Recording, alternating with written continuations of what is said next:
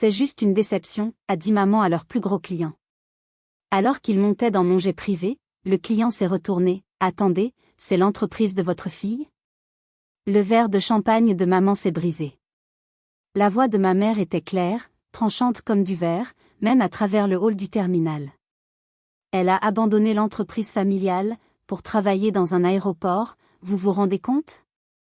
Un tel potentiel gâché. Son plus gros client, l'homme dont dépendait l'affaire de l'année, hocha la tête d'un air pensif. Au même moment, une hôtesse s'approcha de ma mère avec une flûte de champagne. Mes parents et leurs clients s'apprêtaient à monter à bord de mon jet privé le plus luxueux, un Gulfstream G650. Ils n'avaient aucune idée que j'en étais la propriétaire. Le client s'est retourné et m'a vu, debout dans mon uniforme de PDG. Il a froncé les sourcils, regardant le logo sur ma veste, puis mes parents. Attendez. Servin? C'est l'entreprise de votre fille? La main de ma mère se mit à trembler. La flûte de cristal baccarat lui glissa des doigts et s'écrasa sur le sol en marbre dans un bruit assourdissant. Je suis Célia Servin.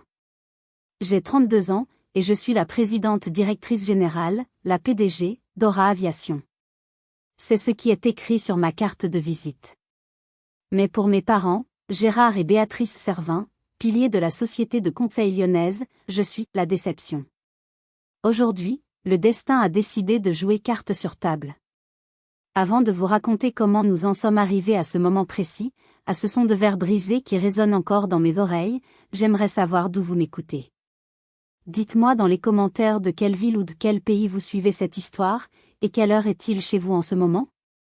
C'est fascinant de voir jusqu'où ces histoires voyagent. Et si vous aimez les récits de revanche et de résilience, appuyez sur le bouton « S'abonner ». Vous n'allez pas être déçus. J'ai grandi dans le 6e arrondissement de Lyon, dans un immense appartement haussmannien donnant sur le parc de la Tête d'Or. C'était le genre d'endroit que l'on voit dans les magazines d'architecture. 300 mètres carrés de marbre froid, de moulures dorées et de meubles anciens sur lesquels il était interdit de s'asseoir. C'était un musée, pas une maison. Un écrin pour l'image de la famille Servin. Mes parents dirigeaient, Servin Conseil, le cabinet de conseil en gestion fondé par mon grand-père. C'était un héritage. Une dynastie. Et j'étais l'unique héritière. La pression de reprendre l'entreprise n'était pas une suggestion, c'était une certitude, gravée dans la pierre de notre appartement glacial. Mes souvenirs d'enfance ne sont pas remplis de leçons de danse ou de camps de vacances. Ils sont remplis de réunions fictives.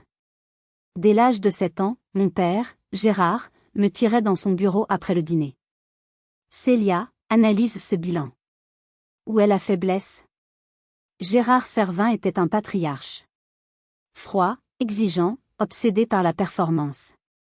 Ma mère, Béatrice, était son bras droit social. Élégante, mondaine, obsédée par les apparences et par « ce que dira-t-on ».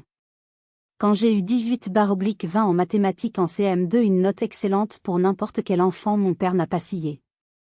Il a décroché son téléphone et a engagé un tuteur privé, un étudiant de l'école polytechnique.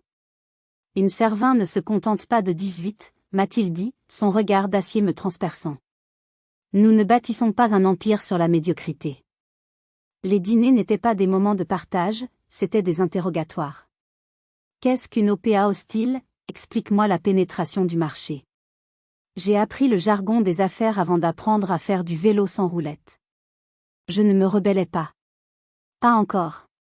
J'étais une enfant qui essayait désespérément d'obtenir un signe d'approbation, un simple « c'est bien », ma fille, qui n'est jamais venue. Je ne cherchais pas seulement à leur obéir. Je cherchais à acheter leur amour. Je pensais que si j'étais parfaite, si je devenais la copie conforme de mon père, ils m'aimeraient enfin. J'étais méticuleusement façonnée à leur image. J'étais sur la bonne voie pour devenir la parfaite héritière. Mais ils avaient négligé quelque chose.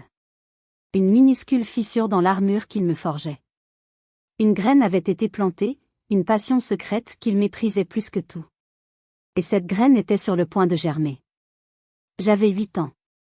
Nous étions à l'aéroport de Lyon-Bron, attendant un client de mon père. L'aéroport d'affaires, pas le grand aéroport commercial de Saint-Exupéry. C'était la première fois que je voyais ces machines de près. Et puis, Je l'ai vu.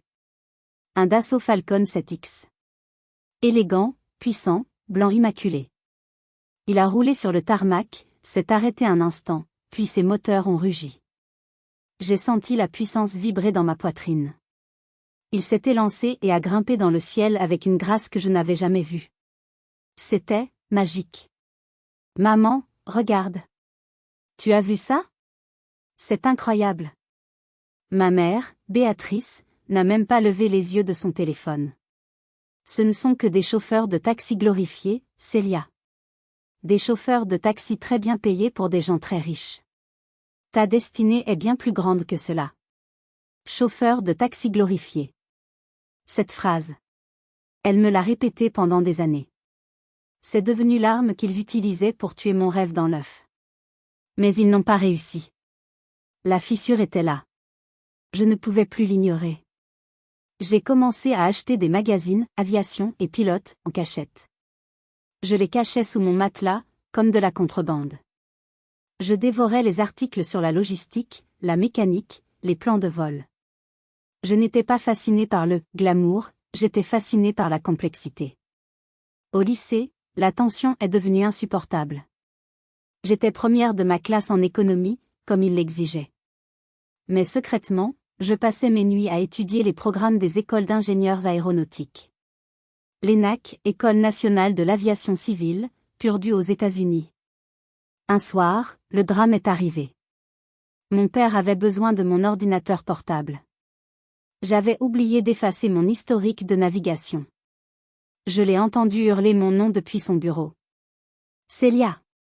Quand je suis arrivée, il était rouge de fureur. Ma mère se tenait à côté de lui, le visage livide.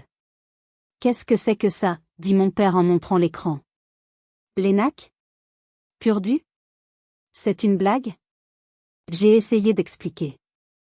Papa, c'est un secteur d'avenir. C'est de la logistique, de la finance, c'est une fantaisie puérile, a-t-il coupé. Ma mère a pris le relais, sa voix pleine de honte. La fille de Madame Dupont vient d'être acceptée à HEC Paris. La meilleure école de commerce. Et toi? Toi, tu veux devenir quoi? Une agente de voyage de luxe? Le coup de grâce est venu quelques mois plus tard. J'avais postulé en secret. Les lettres d'acceptation sont arrivées. L'ENAC. Purdue. J'étais aux anges. J'ai fait l'erreur de les leur montrer, pensant que, peut-être, ils seraient fiers de cet exploit. Mon père a pris les lettres. Il m'a regardé droit dans les yeux. Et il les a déchirées. Lentement. En 2, puis en 4. Le son du papier qui se déchire, c'était le son de mon avenir qu'on assassinait. La discussion est terminée, dit-il froidement. Tu iras à l'EM Lyon, comme prévu. Tu étudieras le commerce et tu te prépareras à reprendre le cabinet. Si tu refuses, tu peux faire tes valises. Tu te débrouilleras seul. J'avais 18 ans. J'étais terrifiée. J'ai cédé. Je suis allée à l'EM Lyon. J'ai été une étudiante modèle. J'ai obtenu mon diplôme à 23 ans avec les honneurs. Mais j'avais un secret. Chaque cours de finance, je l'appliquais à des modèles de financement de compagnies aériennes. Chaque cours de marketing, je l'utilisais pour imaginer des services de jet privé. Et j'ai rencontré le professeur Renaud. Un ancien cadre dirigeant d'Air France, venu enseigner par passion. Il a vu clair en moi dès le premier jour. Après un cours magistral, je suis restée pour lui poser une question technique sur les coûts d'exploitation. Il m'a regardée avec une curiosité intense. Mademoiselle Servin, m'a-t-il dit, vous comprenez ce métier mieux que la plupart des vétérans de l'industrie. Il est devenu mon mentor secret. Il m'a guidée, m'a prêté des livres, et m'a même trouvé un stage d'été, secret, dans une petite compagnie aérienne régionale. J'ai dit à mes parents que c'était un stage en logistique, dans une entreprise de transport. Ce n'était pas un mensonge complet. J'avais 23 ans. J'avais le diplôme en commerce qu'ils exigeaient. Mais j'avais aussi un plan, un réseau et une rage de vaincre. Le jour de la rupture était enfin arrivé. 2 semaines après la cérémonie de remise des diplômes. 2 enveloppes sont arrivées le même jour. La première était épaisse, couleur crème, luxueuse. Le logo de « Servin Conseil » y était gravé en relief. À l'intérieur, une offre formelle pour un poste de « consultant junior », un parcours accéléré vers un statut d'associé, et un salaire de départ à 6 chiffres. C'était l'héritage, servi sur un plateau d'argent. La seconde était un simple email. L'objet, offre d'emploi, Air Rhône-Alpes. L'offre, agent d'exploitation au sol. Le salaire, 1800 € bruts par mois. Le choix était fait depuis longtemps. J'ai réservé une table chez Paul Bocuse. Le cadre le plus formel, le plus prestigieux, pour leur annoncer la nouvelle. Ils étaient déjà là quand je suis arrivé, une bouteille de champagne millésimée ouverte sur la table. À la nouvelle consultante de Servin Conseil, lança mon père en levant sa coupe. J'ai pris une profonde inspiration. L'air semblait lourd, chargé d'attente. Papa, maman. J'ai quelque chose d'important à vous dire. J'ai accepté un poste. Chez Air Rhône-Alpes. Le silence. La coupe de ma mère s'est figée à mi-chemin de ses lèvres. Le sourire de mon père s'est évaporé.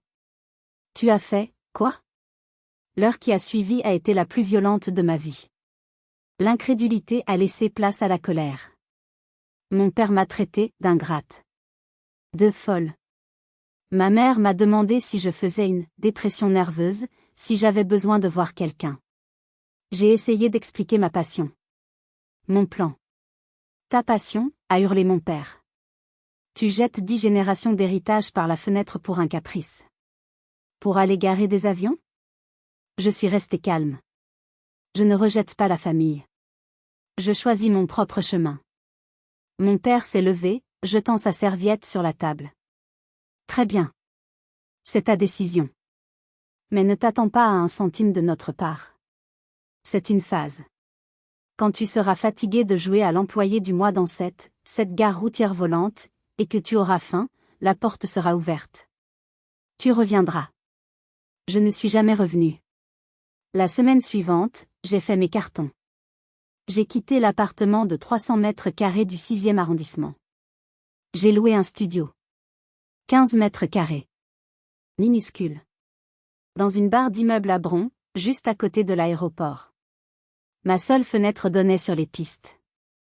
L'odeur de kérosène remplaçait celle de la cire d'abeille de l'appartement familial.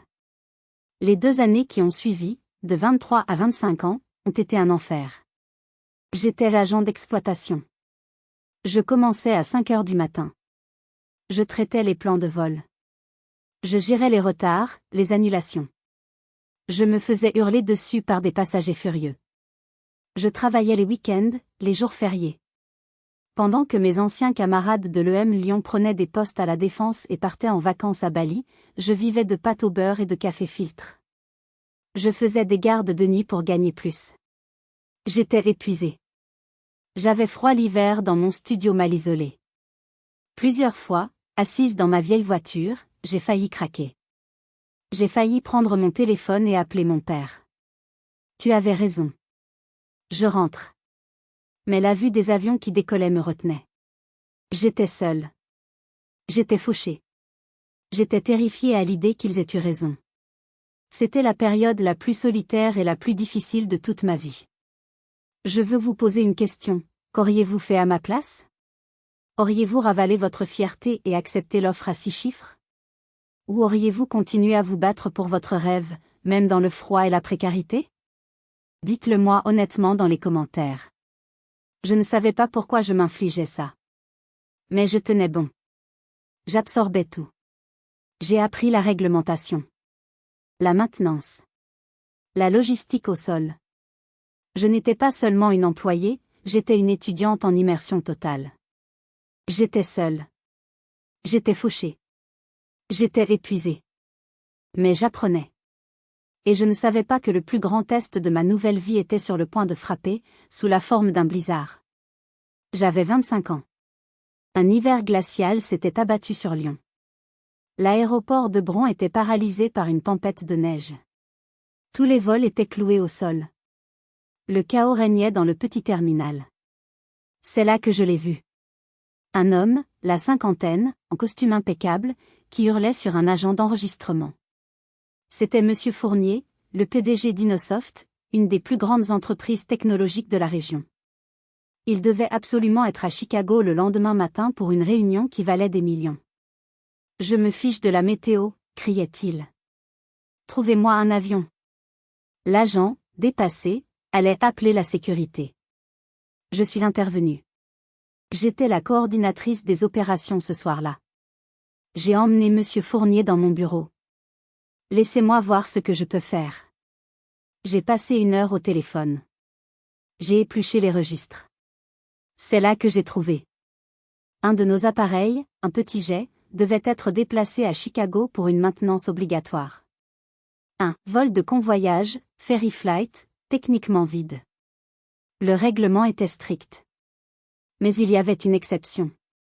Une obscure sous-section du règlement de la DGAC, Direction générale de l'aviation civile, autorisait, sous conditions strictes, l'emport de personnel essentiel non navigant sur un vol de convoyage. J'ai appelé mon superviseur. J'ai appelé la maintenance. J'ai appelé la DGAC pour une autorisation d'urgence. J'ai fait valoir que Monsieur Fournier était essentiel à la mission économique. J'ai bluffé, j'ai négocié. À 2 heures du matin, j'ai personnellement escorté Monsieur Fournier, stupéfait, jusqu'à l'avion dégivré. Alors que nous attendions l'autorisation finale, il m'a regardé. Toute la journée, on m'a dit que c'était impossible. Vous êtes la seule à ne pas l'avoir fait. Je lui ai souri, épuisé. Monsieur Fournier, dans l'aviation, impossible signifie simplement que personne n'a encore trouvé la bonne exception réglementaire. Il a ri. Il a pris ma carte. 3 semaines plus tard, il m'appelait. Il ne voulait pas me remercier. Il voulait m'embaucher. Il créait un département de vol privé pour sa société et voulait que je le dirige. Le salaire était le double de ce que je gagnais, et le triple de ce que je valais sur le marché. J'ai accepté sur le champ.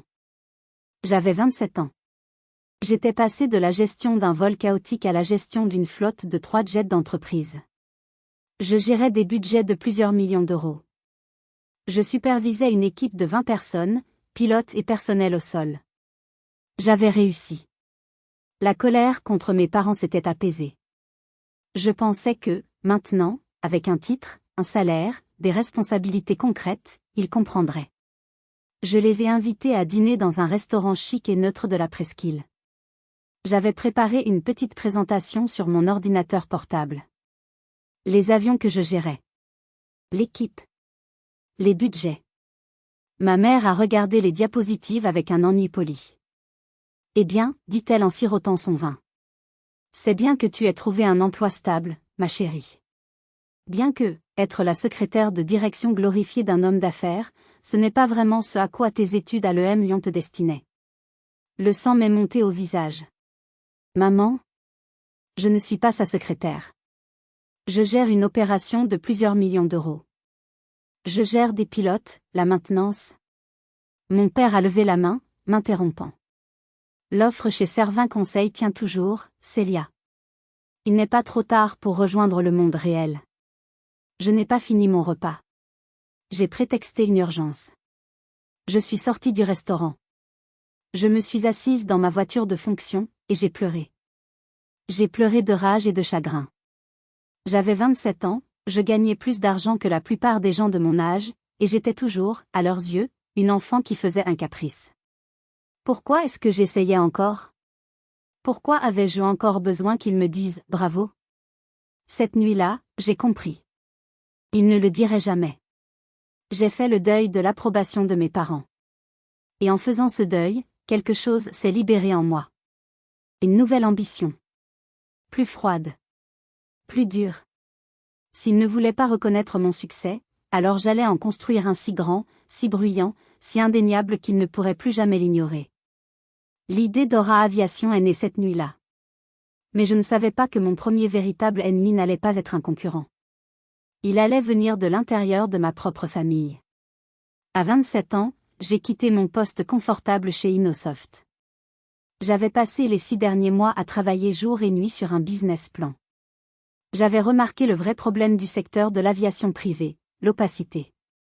Les prix étaient un mystère, le service était rigide. Mon idée était simple, la transparence totale. Une plateforme de réservation claire, un service, gants blancs, qui allait au-delà du simple vol. Je suis allé voir mon ancien patron, Monsieur Fournier. Il a lu mon plan de 50 pages. Il m'a posé des questions pointues pendant 2 heures. Finalement, il a fermé le dossier. L'aviation est un cimetière de start-up, Célia. Mais vous avez raison, le système actuel est nul. De combien avez-vous besoin? Il est devenu mon investisseur providentiel. Il a mis 500 000 euros. J'ai vidé mon propre compte épargne, ajoutant mes 70 000 euros durement gagnés. Aura Aviation est né. J'ai loué un bureau minuscule, un placard, à l'aéroport de Bron. J'ai embauché une équipe squelettique de 3 personnes. Le premier défi, trouver notre premier avion. J'ai trouvé un Cessna citation d'occasion, parfait. Le propriétaire, un entrepreneur lyonnais, était un ami, de la famille. J'ai négocié un contrat de location-vente. Nous devions signer un mardi. Le lundi, il m'appelle. Voix gênée. Célia, je suis désolée. Je ne peux plus le faire. L'accord est annulé. Je n'ai pas compris. L'accord était scellé. J'ai insisté. Il a fini par craquer. Écoutez. J'ai reçu un appel. De votre cousin, Maxime. Maxime. Le fils de mon oncle. Celui qui travaillait pour mon père. Maxime avait toujours été dans mon ombre, et il me détestait pour ça. Mon père passait son temps à le comparer à moi. Pourquoi ne peux-tu pas être brillante comme Célia? Maxime était le fils de substitution, parfait. Loyal, obéissant, mais il savait qu'il n'était que le second choix. Et il ne pouvait pas supporter que je réussisse en dehors du giron familial. Il avait appelé le propriétaire de l'avion. Il lui avait dit que j'étais instable. Que je jouais avec l'argent des autres. Que j'étais sur le point de faire faillite et que mon père refusait de payer ses dettes. Il a ruiné ma crédibilité. Le marché de l'aviation d'affaires à Lyon est petit. La réputation est tout. J'ai perdu l'avion. J'ai perdu 2 mois. L'argent de Fournier commençait à brûler. J'ai dû me battre. J'ai trouvé un autre appareil, plus vieux, plus cher à entretenir. J'ai dû renégocier mon prêt. Finalement, j'ai eu l'avion. L'étape suivante, l'AOC, le certificat de transporteur aérien. C'est le Graal. La licence de la DGAC pour opérer. Pour l'obtenir, il me fallait un pilote en chef, un dirigeant responsable avec des milliers d'heures de vol. J'ai trouvé l'homme parfait. Daniel. Un ancien pilote de l'armée de l'air. Une légende. Il croyait en mon projet. Nous avons commencé les démarches administratives. Et Maxime a frappé à nouveau. Cette fois, il est allé voir mes parents. Il leur a dit que j'embauchais Daniel. Mes parents connaissaient la famille de Daniel. Ils faisaient partie du même cercle social lyonnais guindé. Mes parents n'ont pas appelé Daniel. Ils ont appelé sa femme. Ma mère, Béatrice. Avec sa voix douce et mielleuse. Cher ami, j'ai appris que Daniel rejoignait la petite aventure de Célia. C'est si courageux de sa part. Bien sûr, Gérard et moi sommes inquiets. C'est une start-up tellement risquée. Nous ne voudrions pas que sa réputation soit entachée lorsque, eh bien, vous comprenez. Ce serait dommage qu'une telle association affecte nos bonnes relations familiales. C'était une menace. À peine voilée. Le lendemain, Daniel est venu dans mon bureau. Il avait l'air d'un homme brisé. Célia, je ne peux pas. Ma femme, ma famille, ils me mettent une pression folle. Je suis désolé. Il est parti. J'étais anéanti. J'avais un avion au sol. Pas de pilote en chef. Pas d'AOC. Et l'argent de Fournier s'évaporait chaque jour. J'étais au bord du dépôt de bilan avant même d'avoir effectué mon premier vol. Il m'avait coincé. Il pensait m'avoir achevé. J'étais assise seule dans mon bureau minuscule, regardant l'avion immobile sur le tarmac. Le téléphone ne sonnait plus. Sauf une fois. Une offre qui sentait le soufre. Une offre que j'aurais dû refuser. Mais j'étais désespéré. L'offre venait d'un manager de tournée. Un groupe de rock britannique, célèbre pour ses frasques, avait besoin d'un avion pour sa tournée européenne. Urgent. Il payait le double du marché. C'était de l'argent facile. De l'argent rapide. De l'argent dont j'avais désespérément besoin pour survivre. Mon mentor, le professeur Renaud, m'avait pourtant prévenu des années auparavant: Célia, il y a deux types de clients dans ce métier, ceux qui construisent votre réputation, et ceux qui la détruisent pour de l'argent rapide. Fuyez les seconds. J'ai ignoré son conseil. J'étais trop concentré sur la survie. J'étais obsédé par l'idée de prouver à mes parents qu'ils avaient tort, de leur montrer que je pouvais gagner de l'argent. J'ai trouvé un autre pilote en chef à la hâte, j'ai bâclé les vérifications, et j'ai signé le contrat. Ce fut une catastrophe totale. Le premier vol s'est bien passé. Le deuxième aussi. Mais après une semaine, l'avion est revenu à Bron pour une maintenance rapide. Mon nouveau chef pilote m'a appelé, sa voix blanche. Célia. Tu ferais mieux de venir voir. Je suis montée à bord. L'odeur. Un mélange d'alcool renversé, de fumée de cigarette, pire encore. La moquette en laine de 5000 € le mètre carré était brûlée par endroits. Les sièges en cuir italien étaient lacérés au couteau. L'écran plasma était brisé. La facture des réparations s'élevait à 50 000 €. L'assurance a refusé de couvrir, citant une clause de « négligence prévisible » que le manager avait habilement insérée dans le contrat. Mais l'argent n'était pas le pire. Ils avaient fumé à bord. En permanence. Ils avaient déclenché les alarmes incendie, que le pilote, que j'avais engagé trop vite, avait désactivées pour ne pas les déranger. C'était une violation majeure des règles de sécurité. J'ai reçu une convocation de la DGAC. Une suspension d'urgence de mon AOC était sur la table. C'était le point le plus bas de ma vie. J'étais assise seule dans la cabine vandalisée de mon unique avion, l'odeur de défaite me piquant les yeux. J'avais 28 ans et j'avais tout gâché. Ce n'était pas la faute de Maxime. Ce n'était pas la faute de mes parents. C'était la mienne. J'avais été arrogante. J'avais agi par colère et par désespoir. J'avais voulu leur prouver quelque chose, et j'avais failli me détruire. J'ai pleuré pendant 1 heure. Puis, j'ai séché mes larmes. J'ai commencé à nettoyer moi-même. J'ai vendu ma voiture de fonction pour payer la première tranche des réparations. J'ai licencié le pilote. Je suis allé à la DGAC. Je n'ai pas cherché d'excuses. J'ai tout avoué. J'ai présenté mon plan de redressement, de nouveaux protocoles de sécurité si stricts qu'ils étaient presque paranoïaques. L'inspecteur m'a regardé longuement. Vous avez fait une erreur de débutante, Madame Servin. Mais vous l'assumez. C'est rare. Ils m'ont mis sous surveillance, mais ils ne m'ont pas retiré ma licence. J'avais survécu. De justesse. J'ai mis des mois à rembourser les réparations. J'ai appris ma leçon. Fini l'argent rapide. Fini d'essayer de prouver quoi que ce soit. À partir de maintenant, je n'allais construire que sur la qualité. L'excellence, ou rien. La véritable percée est venue 6 mois plus tard. Un PDG d'une société de biotechnologie était coincé à Genève. Son vol régulier avait été annulé. Cette fois, j'ai tout fait selon les règles. Le service n'était pas seulement bon, il était parfait. J'ai personnellement vérifié que son type d'eau minérale préférée était à bord. Non seulement il a pris ce vol, mais il a signé un contrat de 6 mois la semaine suivante. Et surtout, il a posté quelque chose sur LinkedIn. Un long paragraphe louant le service gant blanc d'Aura Aviation et la transparence rafraîchissante de notre entreprise. Ce post a été vu par d'autres PDG. Le téléphone a commencé à sonner. Un nouveau client. Puis un autre. 8 mois après le désastre du groupe de rock, nous étions rentables. Nous avons déménagé de notre placard pour un vrai bureau dans le terminal privé. J'avais survécu. J'avais gagné. Mais je n'avais aucune idée que pendant que je construisais mon succès, brique par brique, mes parents aiguisaient leur couteau pour le coup de grâce.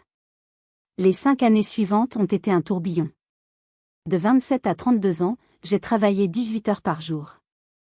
J'ai réinvesti chaque euro de bénéfice dans l'entreprise. J'ai construit Aura Aviation non pas sur l'arrogance, mais sur la leçon douloureuse que j'avais apprise, la fiabilité obsessionnelle. Le jour de notre 5e anniversaire, j'ai fait une pause pour regarder ce que nous avions accompli. Nous étions passés d'un avion vandalisé à une flotte de 10 appareils. Nous avions des bureaux à Lyon-Bron, Paris-le-Bourget, et un comptoir à Nice. Nous étions passés de 3 employés à plus de 50. Notre chiffre d'affaires annuel atteignait les 8 chiffres. Cette année-là, j'ai signé l'achat de notre premier avion en pleine propriété. Un Gulfstream G650 flambant neuf. Le summum. J'avais enfin remboursé Monsieur Fournier, avec intérêt. J'avais payé la dernière mensualité de mon prêt étudiant. Et j'avais acheté mon propre appartement, un penthouse magnifique dans le nouveau quartier de Confluence, avec une vue imprenable sur la Saône. Puis, la reconnaissance extérieure est arrivée. Un matin, j'ai ouvert mes emails et j'ai failli tomber de ma chaise. Un message de la rédaction du journal Les Échos, le quotidien économique de référence en France. Ils voulaient me profiler pour leur liste annuelle, 40 Under 40, les 40 talents de moins de 40 ans qui façonnent l'économie française.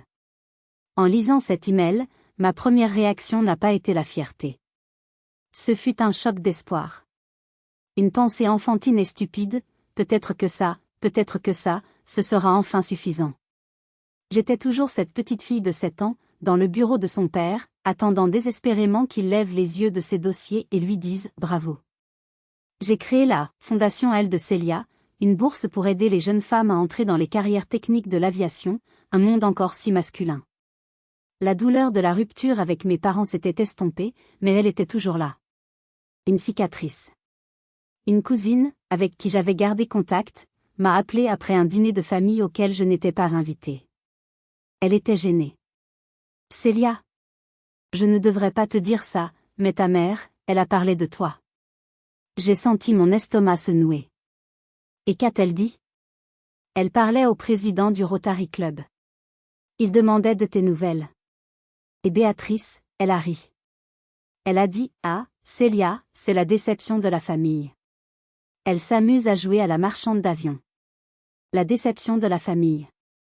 Pire encore. Mon père, lui, avait inventé une autre histoire.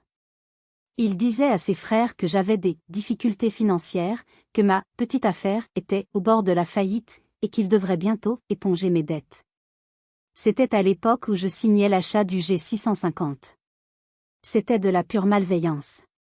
Ils ne pouvaient pas supporter que j'ai réussi sans eux. J'ai décidé de faire une dernière tentative. Une seule. Quand l'article des Échos est paru, avec ma photo en pleine page, je leur ai envoyé le lien par email. Pas de commentaire. Juste le lien. La réponse de ma mère est arrivée 1 heure plus tard. Félicitations pour la publicité. Tu as sûrement dû exagérer ton rôle auprès du journaliste pour obtenir une telle couverture. La réponse de mon père est arrivée le soir. J'ai vu ton article.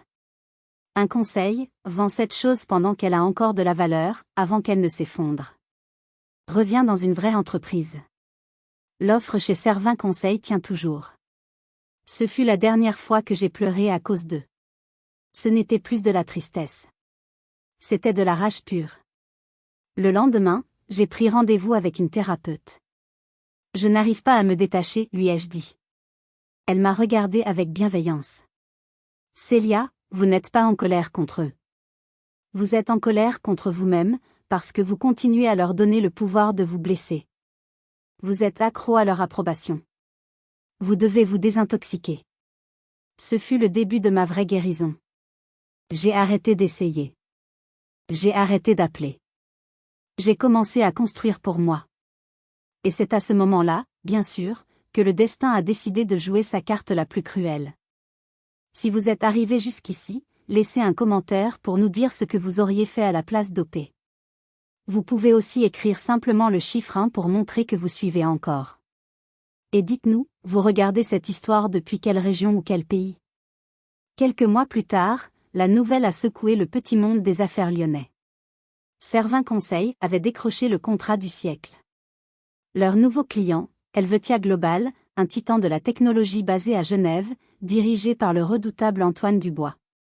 Dubois était connu pour être brillant, exigeant, et absolument impitoyable avec les fournisseurs médiocres. Ce contrat allait propulser l'entreprise de mes parents dans une autre ligue. J'étais heureuse pour eux. Vraiment. Ma thérapie m'aidait. Leur succès ne m'enlevait rien. Puis, l'impensable s'est produit. Mon directeur commercial est entré dans mon bureau, l'air perplexe.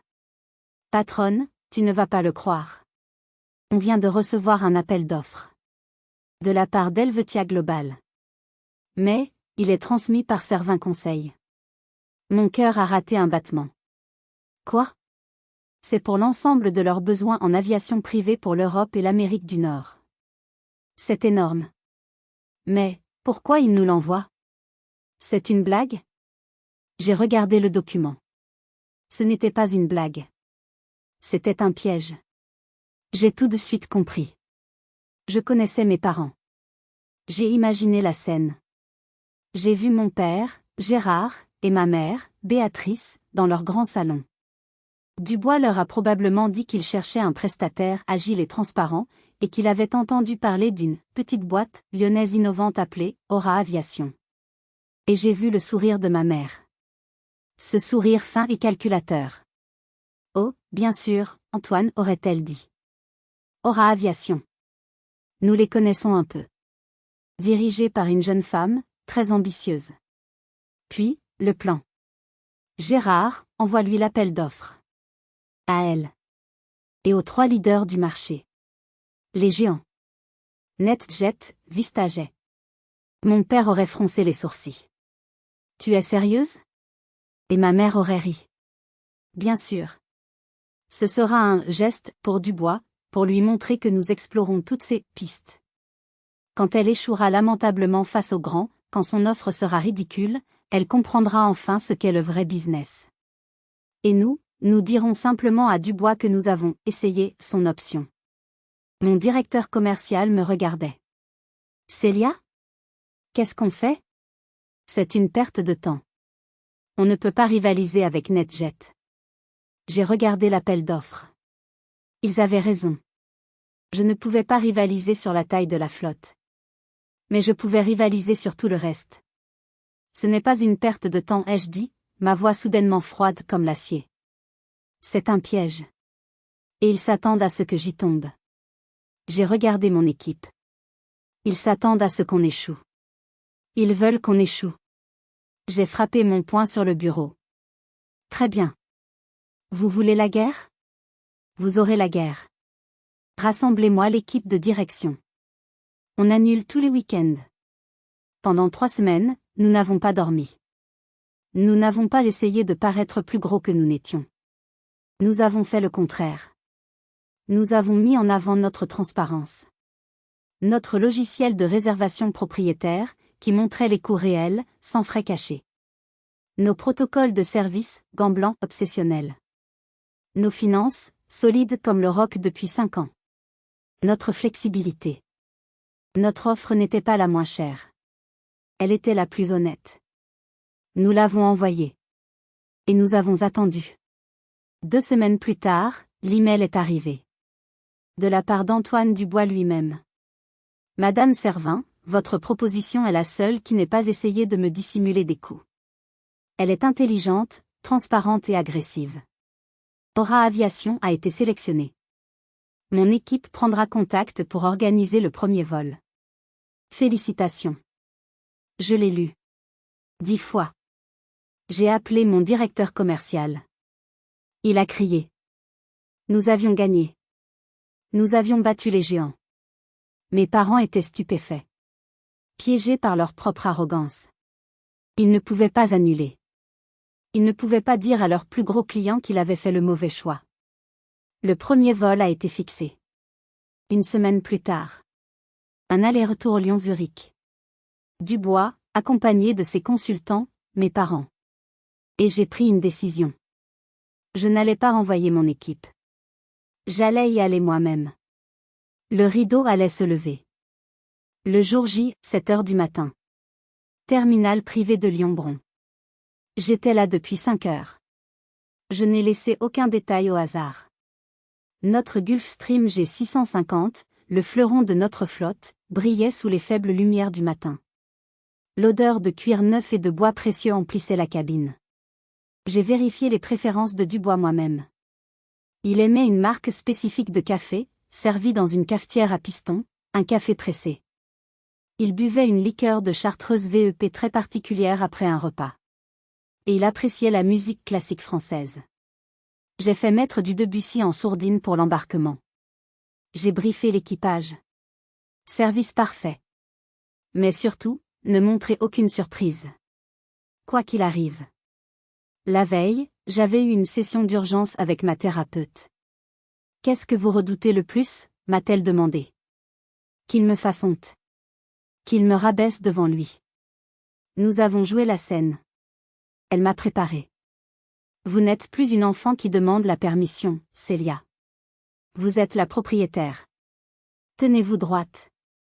7h30, la Mercedes noire s'est arrêtée sur le tarmac. J'ai regardé depuis l'intérieur du terminal. Mon père est sorti le premier. Impeccable dans son costume sombre, cravate Hermès. Puis ma mère. Élégante, glaciale, dans un tailleur Chanel crème. Enfin, Antoine Dubois est sorti. L'homme qui valait des milliards. Ils ont commencé à marcher vers l'entrée du terminal. J'étais juste derrière la porte vitrée, légèrement en retrait. Et je l'ai entendu. La voix de ma mère. Claire, méprisante. Connaissant Dubois et son amour pour la nouveauté, il a choisi ce petit fournisseur. Notre fille, Célia. Ah, elle a eu un petit rire sec. Honnêtement, c'est juste une déception. Elle a abandonné l'entreprise familiale pour travailler à l'aéroport, vous vous rendez compte? Un tel potentiel gâché. Dubois a eu l'air pensif. Vraiment?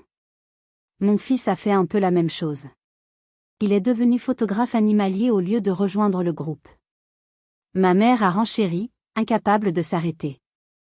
Oh, mais je doute fort que prendre des réservations puisse être considéré comme une passion. C'est tellement. Ils étaient à 3 pas de la porte. C'était le moment. Ma thérapeute avait raison. Je n'étais pas en colère. J'étais calme. Froide. Je contrôlais la situation. J'ai redressé mes épaules, ajusté la veste de mon uniforme de PDG, et j'ai fait un pas en avant au moment où il franchissait la porte. Bonjour, monsieur Dubois, ai-je dit d'une voix claire et professionnelle. Bienvenue chez Aura Aviation. Je suis Célia Servin. PDG et fondatrice. J'ai tendu la main à Dubois. Et puis, tout s'est passé au ralenti. Dubois a pris ma main. Mais son regard a quitté la mienne pour se poser sur mes parents. Leur visage. Ce fut une symphonie de chaos émotionnel. D'abord, l'incompréhension. Puis, le choc. La reconnaissance. L'horreur. L'incrédulité absolue. Mon père est devenu blême. Sa bouche s'est ouverte, mais aucun son n'en est sorti. Ma mère, son visage s'est décomposé. Au même moment, une de mes hôtesses, parfaitement briefée, s'est approchée avec un plateau. Madame Servin? Une flûte de champagne pour vous? Ma mère a tendu la main vers la flûte, par pur réflexe mondain. Sa main tremblait si fort. Le cristal baccarat, fin comme une feuille de papier, lui a glissé des doigts. Le crash. Le son a explosé dans le silence de mort du terminal. Dubois a regardé le verre brisé. Il a regardé ma mère, figée. Il a regardé mon père, livide. Il a regardé le logo, Aura Aviation, brodé sur ma veste. Et il a tout compris. Son regard s'est durci. Il s'est tourné vers mes parents. Servin? Attendez une minute. C'est l'entreprise de votre fille? Mon père a bégayé. Ah. Dubois, oui. Célia, elle est impliquée dans ce service. Impliquée, a répété Dubois, ignorant complètement mon père. Il s'est tourné vers moi, un nouveau respect dans les yeux. PDG et fondatrice? Votre flotte, 10 appareils, c'est bien ça. 12, monsieur, ai-je corrigé poliment. Le G650 que vous prenez aujourd'hui est le 11e, et nous venons de finaliser l'acquisition du 12e. Dubois a souri. Un vrai sourire. Substantiel. Il s'est retourné vers mes parents, dont les visages étaient des masques de cire. Vous devez être incroyablement fiers. Leurs visages étaient décomposés. Le son du verre brisé flottait encore dans l'air. Une autre hôtesse est arrivée pour nettoyer les débris.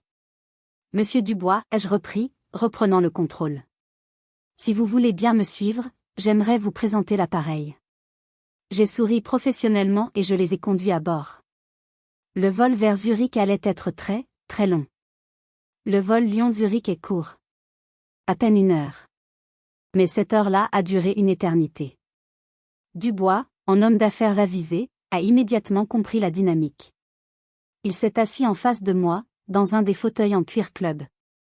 Mes parents se sont assis ensemble, de l'autre côté de l'allée, silencieux. Prisonnier dans ma cabine à 60 millions d'euros. Dubois m'a ignoré en tant que fille. Il m'a parlé en tant que PDG. Il m'a bombardé de questions. Stratégie de financement. Coûts opérationnels. Logistique des équipages. Il me testait. Et je répondais à tout. Avec précision. Avec assurance. Ma mère, réalisant l'ampleur du désastre, a tenté de reprendre la main. C'était presque comique. Célia a toujours eu l'esprit d'entreprise, a-t-elle dit à Dubois, sa voix faussement enjouée. Nous avons toujours tellement soutenu ça, sa passion. Mon père a enchaîné, tentant de récupérer le crédit. Toutes ses compétences en affaires, elle les a apprises en me regardant négocier dans mon bureau quand elle était enfant. Je les regardais jouer cette comédie. Je les regardais se débattre. Et pour la première fois de ma vie, je n'ai rien ressenti. Pas de colère. Pas de tristesse. Juste, de la pitié. Je n'ai pas répondu. J'ai simplement gardé le contact visuel avec Dubois et j'ai continué à parler de nos plans d'expansion aux États-Unis. Lorsque nous avons atterri à Zurich, Dubois s'est levé. Il m'a serré la main fermement. Madame Servin. Je suis très impressionnée. C'est le vol le plus professionnel que j'ai fait depuis des années. Je demande à mon équipe d'entamer des discussions pour étendre ce contrat à l'Amérique du Nord, dès la semaine prochaine. Puis, il s'est tourné vers mes parents, qui se levaient comme des automates. Il leur a lancé, « Vous avez une fille extraordinaire. » Il est descendu de l'avion. Sa voiture l'attendait. Il est parti. Et je suis restée seule avec eux. Dans le silence du terminal privé de Zurich. Ma mère a été la première à parler.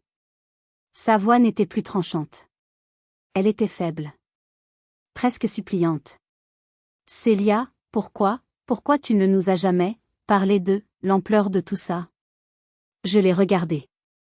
Sans colère. Juste avec une immense fatigue. J'ai essayé, maman. Souvent. Je t'ai invité à la fête des 5 ans de l'entreprise. Tu as dit que tu avais un dîner. Je t'ai envoyé l'article des Échos, ai-je continué. Tu m'as répondu que j'avais exagéré mon rôle. Mon père est intervenu, retrouvant son rôle de stratège. Écoute, Célia. Maintenant que nous voyons, c'est substantiel.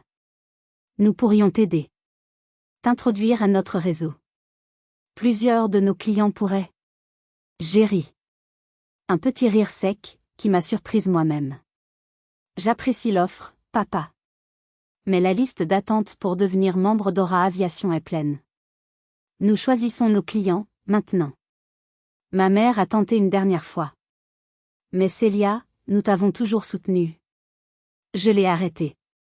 Doucement, mais fermement. Non. Maman, tu m'as appelé une déception. Il y a 2 heures. Devant lui. Tu as dit à toute la famille que j'avais des problèmes d'argent. Papa m'a conseillé de vendre mon jouet, il y a quelques mois. Je les ai regardés, et j'ai senti ce poids, ce besoin de 32 ans, simplement s'évaporer. La désintoxication, dont ma thérapeute avait parlé. Elle était complète. J'ai construit cette entreprise, dis-je calmement, pas grâce à vous. Mais malgré vous. J'aurais adoré avoir vos encouragements. J'en ai pleuré des nuits. Mais j'ai appris que je n'en avais pas besoin pour réussir. Mon père, à court d'arguments, est revenu à son mode par défaut. Nous devons rentrer à Lyon. Nous dînerons ce soir. En famille. C'était un ordre. J'ai regardé ma montre. Je vais voir, papa. J'ai un autre client qui décolle de Genève dans 3 heures. Je dois retourner au travail. Je me suis retournée. Et pour la première fois de ma vie, je leur ai tourné le dos, et je suis partie la première. J'ai appris plus tard que le contrat de Dubois avait triplé. Aura Aviation a explosé.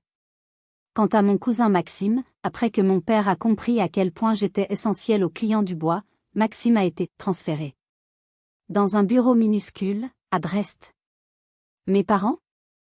Ils ont rappelé. Ils m'ont invité à dîner. C'était gênant. Ma mère a commencé à se vanter à ses amis de sa fille, la PDG. Mon père m'a demandé, un soir, maladroitement, mon avis sur une stratégie d'investissement. La relation n'est pas parfaite. Elle ne le sera jamais. Mais un nouvel équilibre s'est installé. Un respect. Un respect basé sur mes conditions, pas sur les leurs. J'ai compris ce jour-là que la vraie validation ne vient jamais des autres. Elle ne vient pas de vos parents, ni de vos patrons, ni de vos clients. Elle vient du fait de se regarder dans le miroir, après avoir traversé l'enfer, et de pouvoir se dire, j'ai tenu bon. J'ai réussi. Pour moi. Avez-vous déjà eu à prouver à quelqu'un qu'il avait tort sur vous? Un parent, un professeur, un patron? Comment vous êtes-vous senti lorsque vous avez finalement réussi, selon vos propres termes? Partagez vos histoires de résilience dans les commentaires ci-dessous. Vos expériences sont importantes. Si cette histoire a résonné en vous, si vous avez déjà ressenti ce besoin de reconnaissance, merci de cliquer sur le bouton « J'aime » et de vous abonner à la chaîne pour plus de récits sur la force de l'esprit humain. Merci de m'avoir écouté aujourd'hui. Et souvenez-vous, parfois, les gens qui doutent le plus de vous finissent par être votre plus grande motivation.